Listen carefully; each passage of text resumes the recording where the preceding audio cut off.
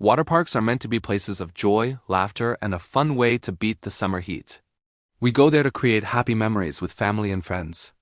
But behind the splashing and the screams of delight, there's a potential for things to go terribly wrong. Today, we are going to explore some of the most tragic and shocking incidents that have ever occurred at water parks. This isn't to scare you, but to remind us all about the importance of safety, vigilance, and holding these parks accountable. These stories are a somber reminder that fun should never come at the expense of safety. Let's take a look at 10 of the most heartbreaking water park incidents in history. Our first story takes us to Action Park in New Jersey, a place so notoriously dangerous it earned nicknames like Traction Park and Accident Park. In July 1982, a 27-year-old man visited the park's tidal wave pool. This wasn't your average wave pool. It was known for its incredibly powerful, machine-generated waves. Tragically, the man was overwhelmed by the intense currents, was pulled under, and drowned. This incident was one of the first of several fatalities at Action Park and highlighted the extreme dangers lurking within its attractions, setting a grim precedent for the park's troubled history. Just 2 years later, in 1984, tragedy struck Action Park again, this time on the Alpine Slide. Unlike a water slide, this was a dry track where riders controlled their speed with a handbrake on a small sled. A 24-year-old park employee was riding the slide when his sled flew off the track. He was thrown down a steep embankment, hitting his head on a rock. He suffered a fatal head injury and later succumbed to a coma. This incident raised serious questions about the design and safety of the ride, as many other riders had reported similar, though less severe, accidents from losing control on the dangerously fast track. Our third incident also occurred at the infamous Action Park.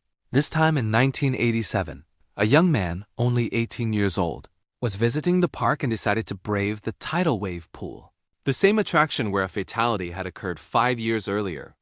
Despite the pool being staffed with lifeguards, the sheer size and power of the waves, combined with the number of people in the water, created a chaotic and dangerous environment. The young man was pulled beneath the surface by the strong currents and tragically drowned. This third death in the same pool underscored the inherent design flaws and the extreme risk it posed to visitors, eventually leading to its closure. Next, we travel to Waterworld USA in Concord, California, in June 1997. It was a graduation trip for a group of high school students. Dozens of students decided to ride the Bonsai Pipeline slide all at once, far exceeding its intended capacity. The immense weight caused the section of the fiberglass slide to collapse. The students fell nearly 3 stories onto the hard ground below. Tragically, one 17-year-old girl, Napa High School senior Quimby Galoti, lost her life in the fall, and 32 other students were hospitalized with various injuries. The incident was a devastating reminder of the catastrophic consequences of overcrowding and not following park rules. In 2016, the world was shocked by a story from Schlitterbahn Water Park in Kansas City. The park was home to Verricht, which held the Guinness World Record for the world's tallest water slide. It was higher than Niagara Falls. On August 7th, 10-year-old Caleb Schwab boarded a raft on the Verricht. During the ride's massive 17-story drop, his raft went airborne, and he collided with the safety netting and metal poles that supported it. The accident was horrific and instantly fatal. Subsequent investigations revealed a deeply flawed design, rushed construction, and a disregard for basic safety principles by the park's co-owner and the ride's designer, leading to criminal charges and the permanent closure of the attraction. Let's return to California, this time to Gulfland Sunsplash in Roseville. In 2018, a 29-year-old man named Michael Anderson was attending a company party at the park. He decided to go down a tube slide called the Stealth. As he went down the slide, he somehow got turned around. When he exited the slide into the shallow splash pool at the end, he landed headfirst. The impact caused severe spinal injuries. Despite immediate medical attention, Anderson was paralyzed and tragically passed away from his injuries a few days later. This incident highlighted the potential dangers even on seemingly straightforward slides and the importance of proper riding posture. Our seventh story takes us to the UK, to Liquid Leisure Water Park near Windsor in August 2022. An 11-year-old girl was at a birthday party at the park's inflatable aqua course. She got into trouble in the water and disappeared from view. A frantic search began, involving staff and other parents. It took nearly an hour for her to be found and pulled from the water. Tragically, she could not be revived. The incident raised major concerns about the supervision and safety protocols at inflatable water attractions, particularly regarding the ratio of lifeguards to guests and their ability to see all areas of the course clearly.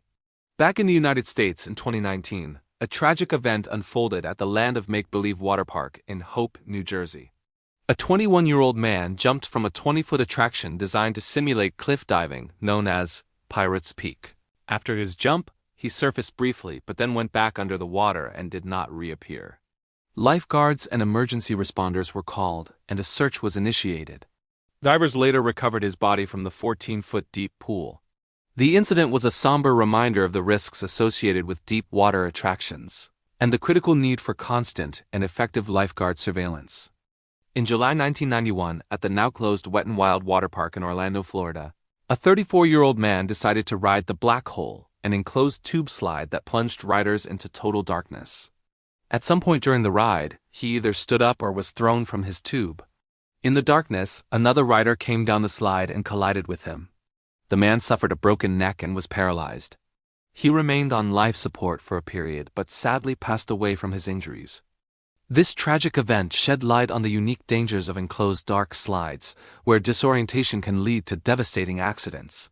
Finally, we look at a heartbreaking accident from Middle Island, New York, in 1999 at Splish Splash Water Park. A 37-year-old lifeguard, who was off duty and enjoying the park as a guest, decided to go down a speed slide called the Bombs Away.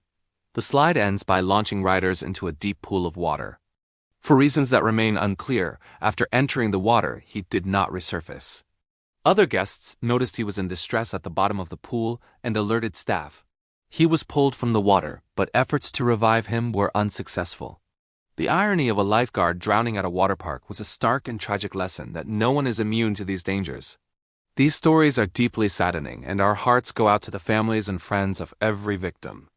They serve as a powerful lesson that safety must always be the #1 priority. As patrons, we must follow the rules, and we must demand that parks maintain the highest standards of safety in their design, maintenance, and operation. Fun should never be fatal. Thank you for watching. If you found this video informative, please give it a like and subscribe for more content. Stay safe out there.